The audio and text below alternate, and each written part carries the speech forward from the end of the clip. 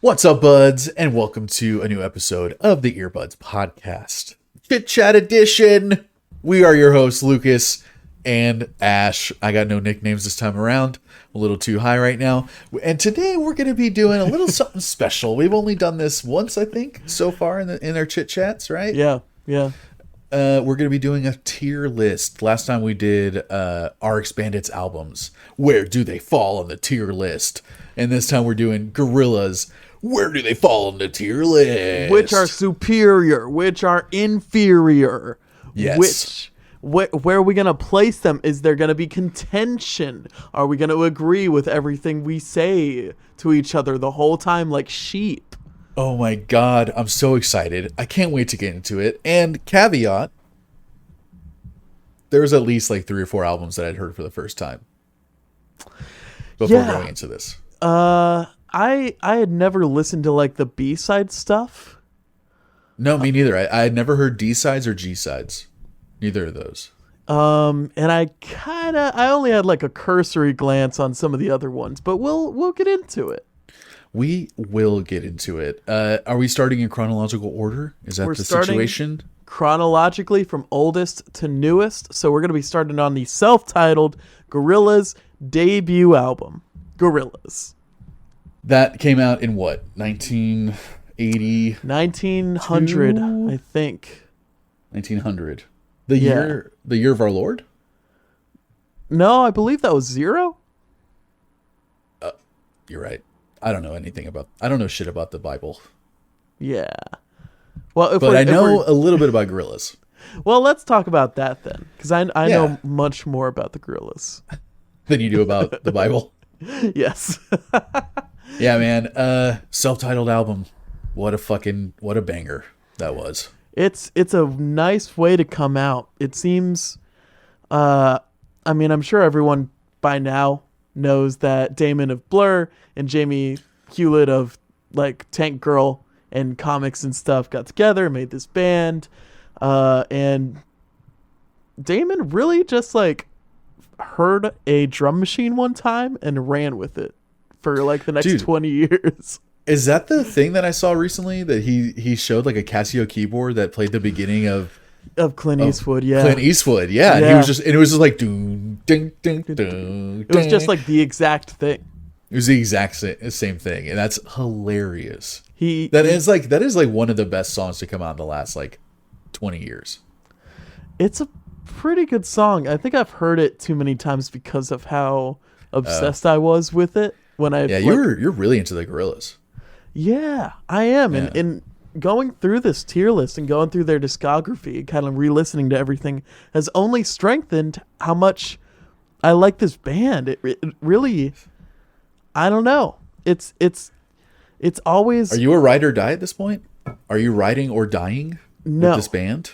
No. I think what tends to happen with Gorillaz is that they always have great production. There's always something going on interesting, but they are either getting like legendary albums with some of the best pop music made in the last 20 years, or they have like a whole hour's worth of nothing much and like weirdly nothing much. It's like, wow, there's so much stuff for an hour and 5 minutes, and it's like none of it mattered. None of it stuck. And that's like pretty much the two extremes most of these albums take. This one I feel like was a very good kickoff onto the scene. Yeah. A lot of amazing introduction. Yeah, a lot of kind of experimenting. There's a lot more dub than I remember. Lots more dub. Lots more like kind of very English, very like UK music, like that kind of deep house techno vibes on a lot of stuff on that album. And Clint Eastwood is such a standout on the record. Everything else is like way weirder, and Clint Eastwood's already kind of a weird song. I think it did what it wanted to well, which is basically really just like guest verse chorus, guest verse chorus, guest verse chorus with a nice just kind of track behind it, Yeah. But they also have Tomorrow Comes Today, which I really like. Latin Simone is so good. Rock the House, 2000. Slow Country is an awesome song. Slow Country. Fucking love Slow Country. Soundcheck Gravity is one that I always forget about that I really like. I can't remember it off the top of my head right now, but I believe you. I love this record. Yeah, it's just Damon found a drum machine and started making songs with it. It's amazing, dude. And it's amazing. So I'm giving this one a B. This is B tier for me because it's got a lot of good stuff. It doesn't it has no idea what it's gonna be in the next couple years with its new albums. You know, that's true. Yeah, I think this is such a great and remind me, S is the top, right? S is top. Yeah, it goes from S to F. So I think this is gonna be an A tier for me, man. I thought this was a great, out of the gate, great album. So different for all the stuff that was popular at the time. He kind of brought a whole new sound to the world, and it's awesome. Combining the trip hop with the drum and bass and just very UK kind of techno stuff with his kind of rock musician background is just came out with a really cool combination. So A for me. A for effort. Yeah, and I don't shame that one bit. It was very near to A. But let's go to G sides. G-Sides.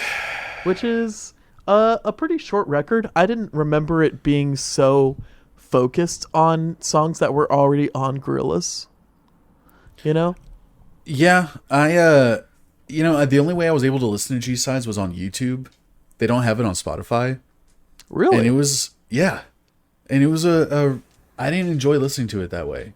And it kind of forced me to have to sit down and listen to it on my computer, then walking around or just kind of, so the amount of times I listened to G-Sides was literally once. And what was your takeaway from it? I just kind of didn't really, I didn't really care. Yeah, and that's the thing is that even for albums that I thought I did not like, I went back listening to it critically, and I thought, no, there is some good stuff there. It's not a bad album, but just nothing is really sticking in it, and nothing's it's good. It's fine. That's what it is. It's fine, but like you said, nothing memorable at all. So I listened to it and I was just okay, whatever. I thought the sounder kind of had cool vibes about it. I didn't know Ghost Train was the first Gorillaz song that was ever written. Oh, I didn't know that either. Before doing this, which is weird because it doesn't really sound like a Gorillaz song at all. The whole time, Ghost Train, Ghost Train. Yeah, it's probably one of my least favorite Gorillaz songs too. To be honest, glad he grew out of that one. But I think it'd be unfair to give it a bad rating, so I'm going with a C for G-Sides. Yeah, I'm gonna go.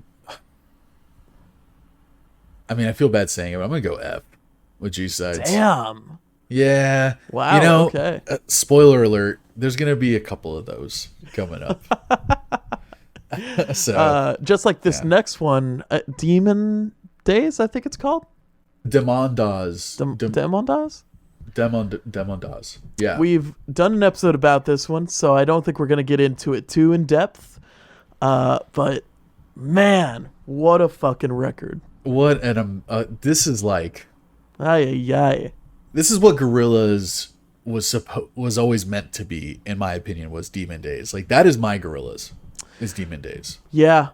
It's with later releases like Plastic Beach, where it got more orchestral and it got more of an epic vibe, and then even after that with Humanz and Cracker Island, they started getting dancier and dancier and poppy and dancey. But this is just I don't know, man. I don't really know what genre to call it. Honestly. I don't know. They keep doing the, kind of all over the place thing. There's some that are more electronic kind of dance tracks, but slower and cooler than the stuff that they're doing now. And then they still mix in some of the reggae stuff in there. too every now and then. But Yeah, right. yeah, what do you call this? Like, this is just an alternative pop record? It's a banger, is what it is. That's what it is. Every single you could argue against some songs. Fire Coming Out of the Monkey's Head gets kind of old if you've heard it enough. But I still love it, though. I used to hate Dare, and now I love Dare. I think Dare's a fine song. I love Dare, man. The only one that I still can't really get that into is Kids with Guns. Really? I just can't get that into that song for some reason. I don't know why. I'm into it. It has Last Living Souls, Dirty Harry, El Mañana, Demon Days, which I always forget I really like. Which one? Demon Days, the last track. Oh, Demon Days, so good, man. Like, fucking All Alone is one of my favorites on the song, or on the album, too. All Alone? All Alone. That one back in the day, I know I talked about it on that episode, but I chopped and screwed All Alone, like, in college. And so it was just, like, really slow and, like, extra echoed and everything. It was so awesome. So I have a lot of, like, nostalgia to All Alone. And I think from here on, it can usually be implied that there are some great features on the record. Yes. Booty Brown. My boy Booty Brown. Your boy Booty. Doom is on this record. MF Doom is on this album, dude. And there's Roots Minerva on All Alone. Yeah. Fucking Dennis Hopper, right? On what was it? Fire Coming Out of the Monkey's Head. Yeah, Fire Coming Out of the Monkey's Head. De La Soul is on Feel Good Inc., if I remember correctly. That's right. Yeah. It's amazing. Fucking S for me all day, every day. Fucking S. Like, no fucking question, dude. And we'll go from that to D-Sides, which is the B-Sides release for this album, which half of it is just remixes of songs on Demon Days, and I didn't really delve into that part of the album. Yeah, I didn't listen to any of that. Because we said that we weren't going to do the remixes, so I didn't check those out. No, it was like that'd be asking for too much, I think. Yeah, and this D-Sides was one of the ones that this was the first time I'd listened to it before, and I didn't realize like how early they had kind of started doing that really straight poppy dance stuff. Like D-Sides was kind of where that came in a little bit. It was the first of like that set the sort of precedent of where they were going to go with their most recent stuff. Yeah, it seems like on this record, to that point, kind of has the same. It sets up the music of the song, and then it just keeps that all throughout, with or without vocals. And it seems like it was made to just be kind of more straightforward, a little more poppy. But Damon, was it just me, or was Damon having a hard time singing on this album? Was he? He sounded pretty bad to me. He doesn't have a great voice, right? But it's so perfect for this stuff. Like, it's so perfect for this. But on this album, I thought on a lot of the songs, I was like, is he tired? Does he have laryngitis? Like, does he need a lozenge? Like, what is going on in this album? I didn't get that effect, but is there any songs where that's like most apparent? Oh man, I don't know. Cool. Well, there you go. I really liked the first song, 68 State. I thought that was very familiar. I'm wondering if anyone sampled it since then. It sounded familiar to me too. But Hong Kongaton was kind of fun, but still like a little too. There was just like a little too much going on, and I just feel like, I don't know. For me, it's like even with how much like reggae inspired stuff there was on here at times, which I usually like am such a sucker for. I just like wasn't a huge fan of this. This album was a little too all over the place for me, and all the songs felt kind of lazy, if that makes sense. Just it didn't have much heart in it, I guess. That's probably what it was, and that's probably what I'm hearing in his voice. I'm like, I just don't hear a lot of energy happening here. This is probably a discography that I've had this question come up the most, which is why doesn't this song get me? Like, why does this song just go in one ear and out the other? Yeah, like why am I not latching on to anything? And I think a big part of it was because a lot of this album to me was just very noisy. And like a lot going on a lot of the stuff. I just didn't enjoy it. It wasn't fun for me to listen to. Sure. It could have just been more experiments of Damon trying out this it's Trying just out stuff. second album, and this dude He produces. got he got a new Casio keyboard. So he was like, he pressed the button. He's got to like, make 100 more songs today. fucking crazy shit. I give it an F. An F. I give this an F. I did not like it. Bill Murray is a sick fucking song, but everything else I didn't enjoy that much. I'm giving it a D. Okay. People is catchy in the worst way. Yeah, I could not stand that song. It's so annoying. I feel like Hong Kong is a weird D-side 7-minute album song. Hong Kong was weird. I thought like the swagger could have been cool, and it just wasn't. It's like you said, it's like a lot of the songs just felt low effort and just didn't feel like there was a lot of heart in there. Yeah. So, but from then we go on to Plastic Beach. Oh boy. Which is another homer grand slam, knock it out of the park. Damon stepped away from the keyboard this time. He went to some of the he got his quill, he got his ink, he wrote some fucking music on a music staff. He got a whole he gets orchestras for parts of this album. Yeah. It's all very grandiose and theatrical on this one. Dude, White Flag with the National Orchestra of Arabic Music. White fucking Flag. The hypnotic brass ensemble on Welcome to the World of Plastic Beach, like with Snoop Dogg, which is like probably Snoop Dogg's last good feature on any song that he's done since then. Like he's actually really good on this song. And that's kind of very few and far between when it comes to Snoop features. So, but other great features is like Little Dragon on Empire Ants, obviously iconic song, amazing song, dude. We have Most Def, yeah, Most Def on Stylo. I know Bobby Womack's a big deal, but like I don't really like his voice, and I've never liked his features on Gorillaz songs, so don't really like his parts. But what a fucking swagger filled song, Stylo. Stylo's so man. Bad. There's not one bad song on here. No, there really isn't. And Glitter it's just Freeze is so good. That's the thing, is that it's either all bangers, no filler, or all filler, no bang. And it's like, why? Yeah, I feel like they're very hit or miss with albums that every song has a feature on it too. Because that's kind of like a thing that they seem to go back and forth on sometimes. Yeah, for sure. This is one of the ones that it's all features on pretty much every song, and they're all good. Like compared to, we'll get into it later, but compared it to I think it's Humanz, that I'm just like, ugh. We might fight a little bit on Humanz. I know. We might be fighting. I know we will. But even the songs that don't have features, like Rhinestone Eyes and Melancholy Hill, are also fantastic songs. So really, really good, man. Yeah, there's not one bad song on this album. S-tier. It has to be S tier. Another S tier. It has to be S tier. Up till now, we've only really given bad ratings to the D-side records, which is like, of course they're going to be worse. But now we're getting into The Fall, which is like... Man, this is the one that he recorded while on the road, right? Yes, he was on the road in America. He had an iPad, and I read that he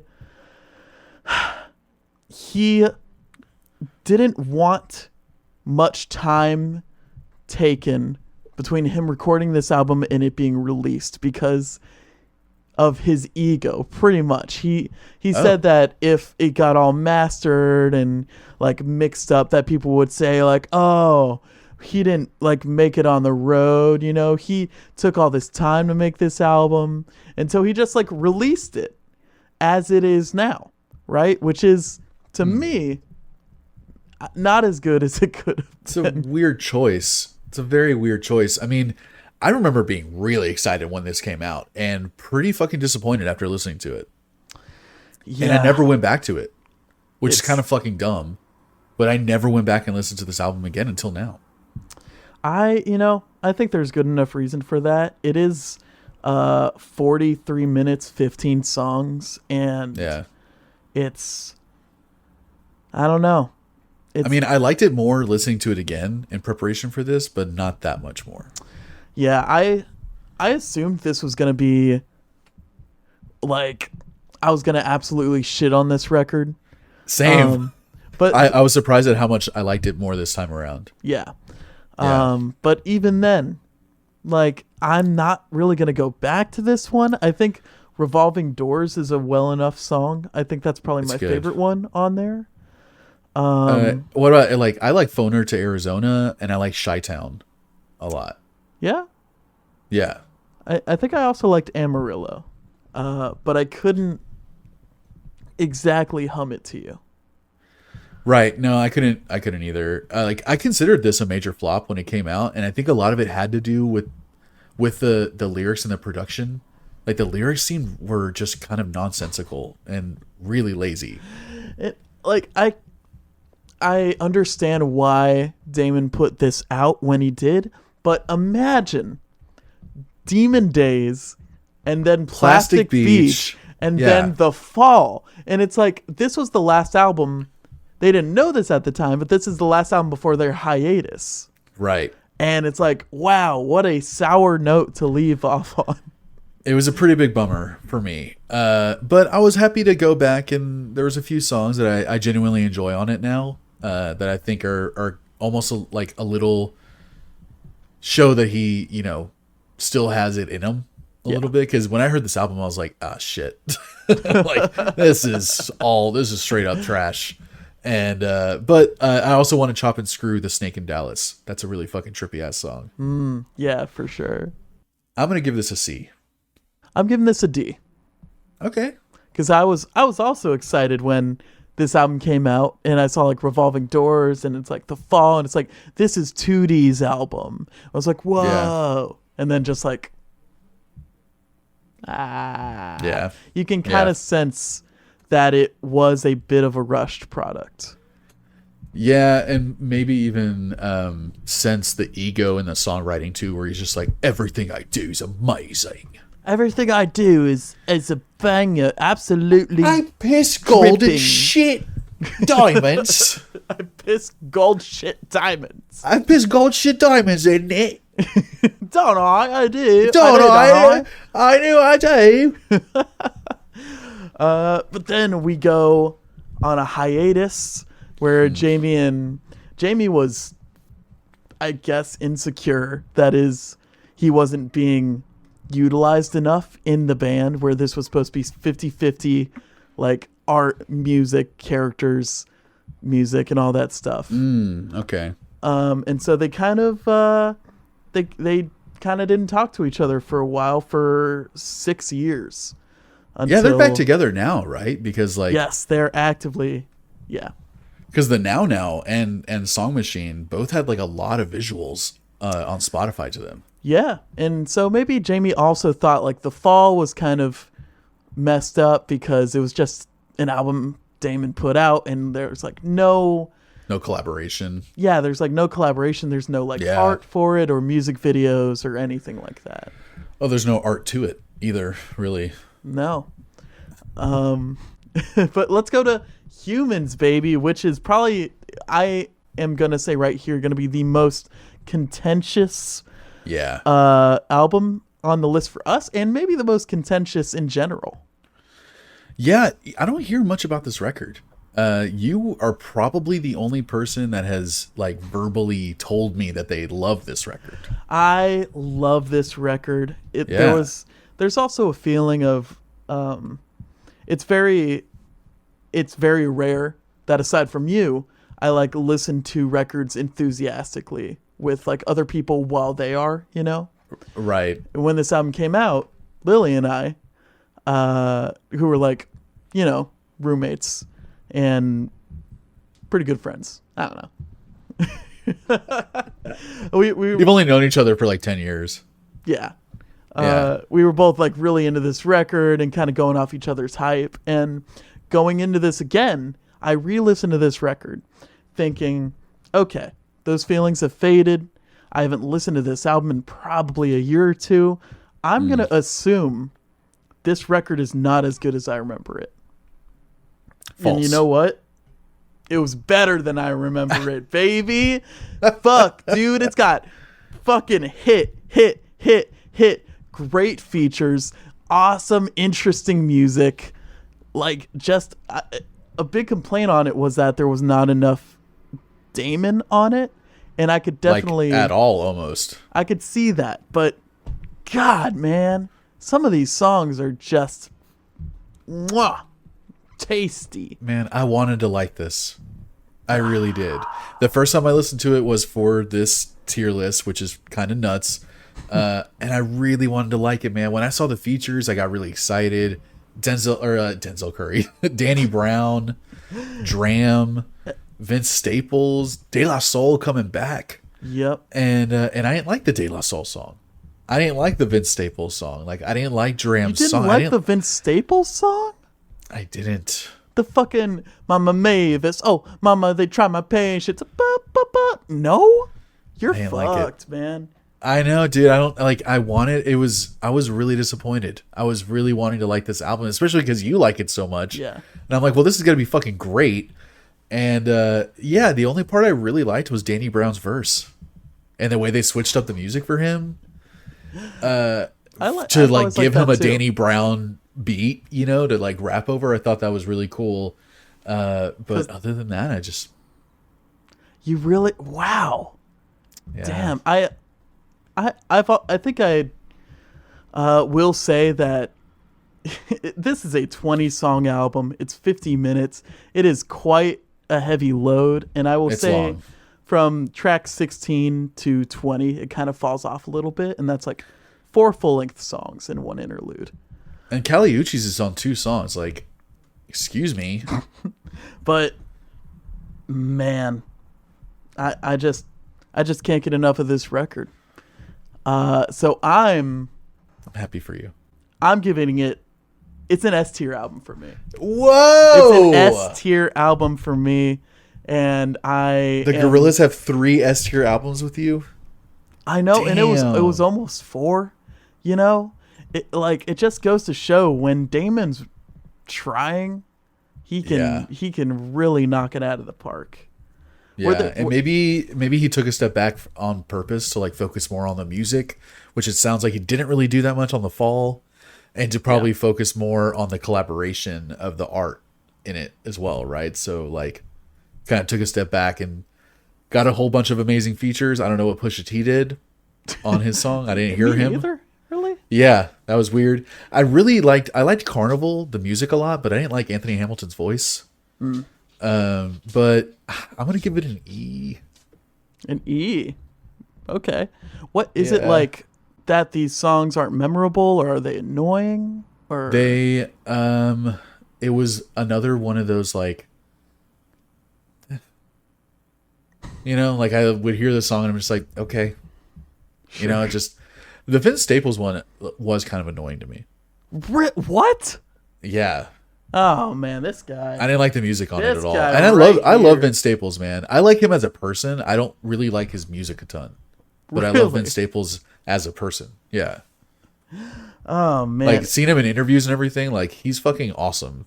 But yeah, I don't really like his music that much. I know. I listened to a whole album of his the other day and I was just like, okay. I've always kind of not met the hype he's been given. I don't really get it, but that's probably what it is. Is like he was so hyped up to me, and then I see these interviews with him, and he's like funny and like he's know really smart about him for sure. So charismatic and really really fucking smart. And then I listen to the music, I'm just like, okay, like it's good, but I'm just like, it just doesn't stick with me. There's not a certain like je ne sais quoi to him. Sure, you know? There's not a certain like croissant and nignon. Yeah, gabagagools. Gabagool. To him, you know? Yeah. There's not a lot of Baba Ganoush to him. But is the next one the Now Now? The next one is the Now Now. I will defend Humanz with my life forever, but we have to move on. Yes. Another one that I only listened to, or I haven't listened to it again since it first came out. the Now Now. Right. Yeah. And I was a little disappointed when I first heard, for sure. I think we are on the same page with that. I listened to it Yeah. when it came out. It came out pretty soon after Humanz, I believe. It was not much of a stuttered release, but aside from a couple songs, a year later after Yeah. Humans. Yeah. aside from a couple songs, there really wasn't anything. Just more flyovers, more songs that just didn't stick to me. I thought it was a fun record. Really? Yeah, going back to it, I liked it a lot more. Wow. I liked the sort of like really 80s. There's a lot of 80s-ness in it and like vaporwave kind of like synthesizer stuff going in it.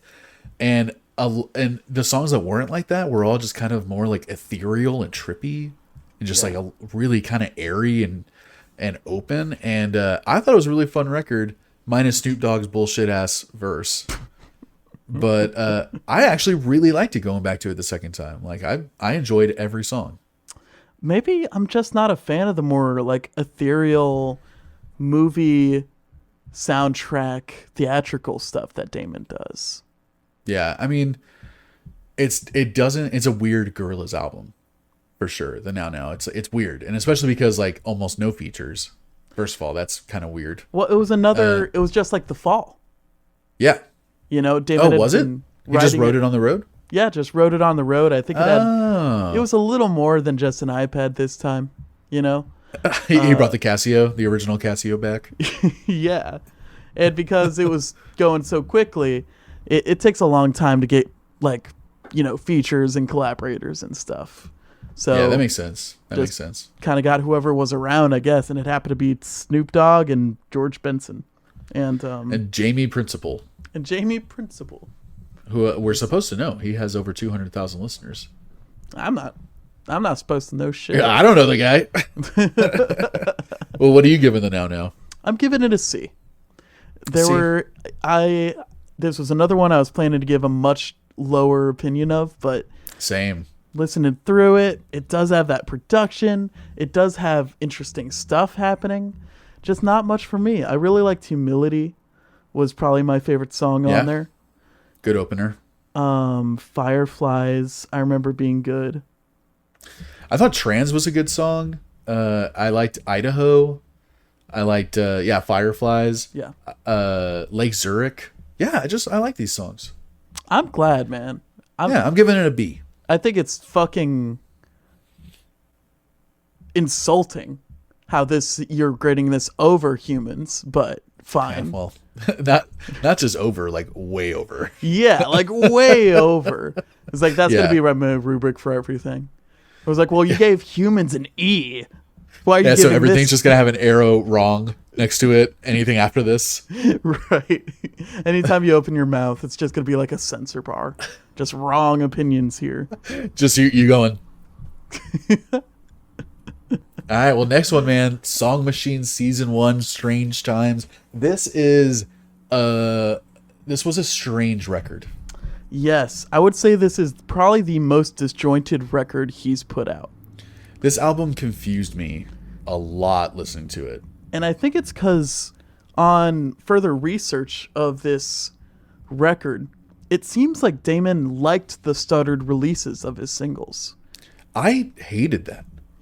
He said that Personally. like bands have evolved, and he's like, I can put out episodes now and just like 4-track, EPs. That's the Season 1 thing. Yeah.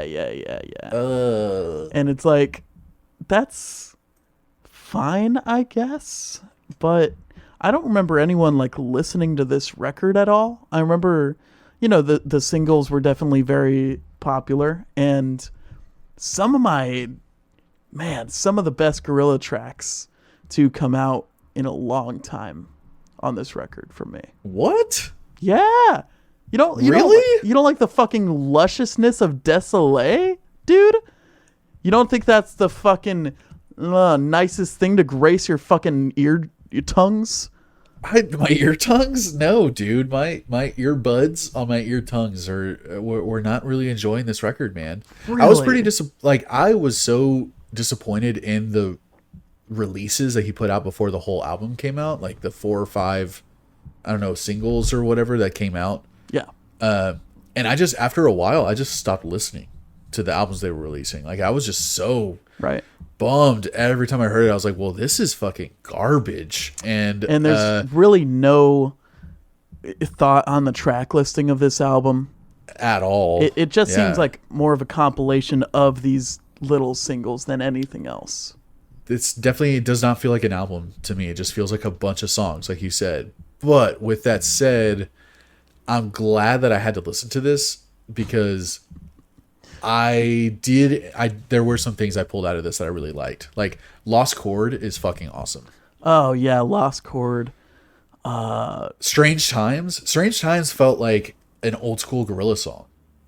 Like, it felt like something from their self-titled album to me, almost. Yeah, like whenever I imagine their art style, like this kind of reminded me of their old art style that they had in like the Demon Days era. Right? Yeah, and like Pac-Man also, like, kind of sounded like an old Gorillaz song. And Schoolboy Q, I didn't like his feature that much. But Dead Butterflies was cool, and like kind of trying some new stuff for them. Like, I like how some of these songs felt like throwbacks. Like, they felt like old Gorillaz songs. Like, they were kind of doing what they were known for before. And then some were also kind of trying new stuff, like some R&B stuff that I never heard from them. And maybe that's what they segmented into the like episodes. That like, all right, this Maybe 4-track thing is all about like throwback, and this 4-track thing is all about new stuff. Yeah, maybe. I just didn't dig most of it, which is a major bummer, because the features on this album are fucking insane. The people that they got to be on this record. I mean, like, Robert Smith, the singer of The Cure, Beck, Schoolboy Q, St. Vincent, Elton fucking John. What did you think Six of Beck's Black. feature on this record? I didn't like it. Damn. Yeah, I think dude, this is I a didn't match like made it. in heaven. I didn't like it. Even Earth Gang's feature I didn't like that much. Slow Tie I thought was cool. I thought Unknown Mortal Orchestra, just like Tame Impala, like on their latest album, Yeah. Unknown is like such a like perfect pairing, the two of them. It's like, oh, how did I not think that these two were going to work together? Yeah. I thought it was amazing that they got Chai to be on a song too, because like, I love that fucking band. Yeah, But- right, yeah. Yeah, the Japanese like kind of punk band. JPEG Mafia, like Skepta, they got a lot of people on this record, and that's another reason why it's such a huge bummer that I don't like it as much as I Damn. wanted to. I thought the music rose up to the features. You know, but you seem to think the opposite. I think a big thing is I didn't like a lot of the features, like what they were doing. I didn't enjoy it. Sure. Yeah, I thought the music was just kind of like whatever to me. Wow. I know. There's so much music of so many varieties and such high quality. It's crazy Yeah, to me I'm that you would say that. pretty different.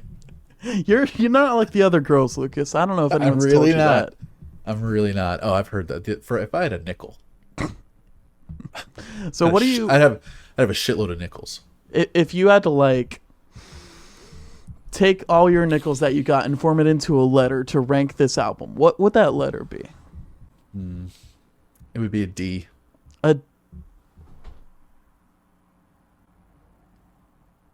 You're fucked, dude.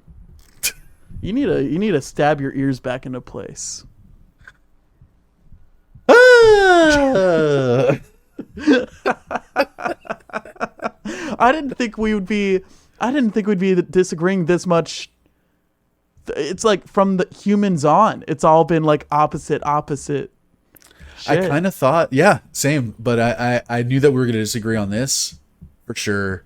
And I went into this thinking I wasn't going to like it. So it was almost like, you know, because I didn't like any of the singles. I didn't like how they released the songs before the album came out. Yeah. There was a lot I didn't like about this before I even went into it.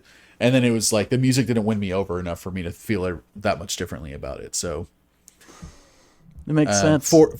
maybe four songs that I liked a lot on it, and that's about it.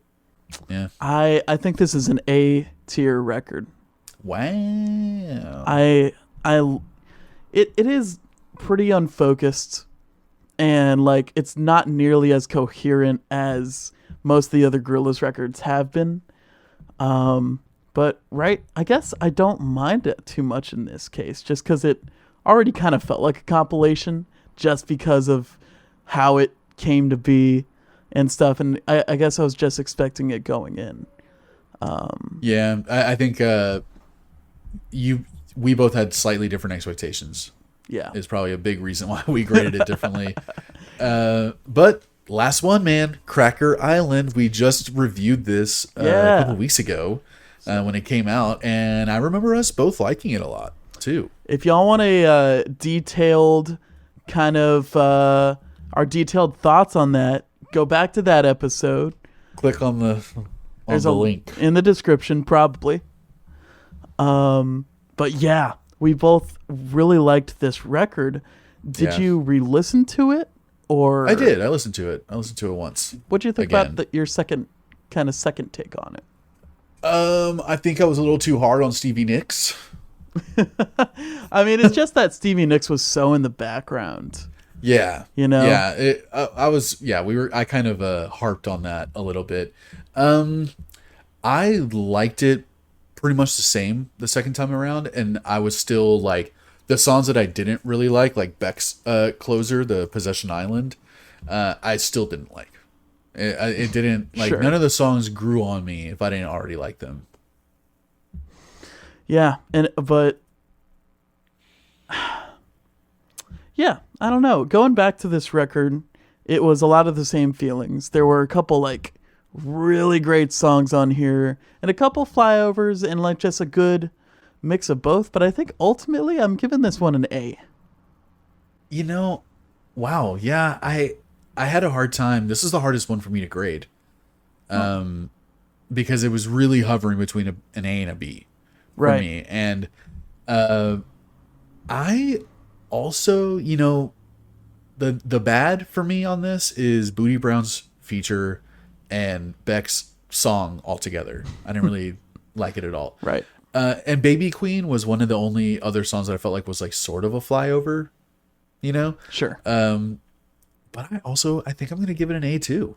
I mean, I remember you loving the Tired Influencer. Yeah. You know, and I liked how right he got Tormenta. Tormenta was awesome. I loved New Gold a lot too. Yeah, I still go back to that song like every other day. So good. Tarantula was good. New Gold. Yeah. Dude, that fucking chorus in New Gold is just so fucking slick, man. Fucking tame me, baby. Tame me. Shit. I'm wild for you. I am wild for that feature. Yeah, okay, A's, not bad.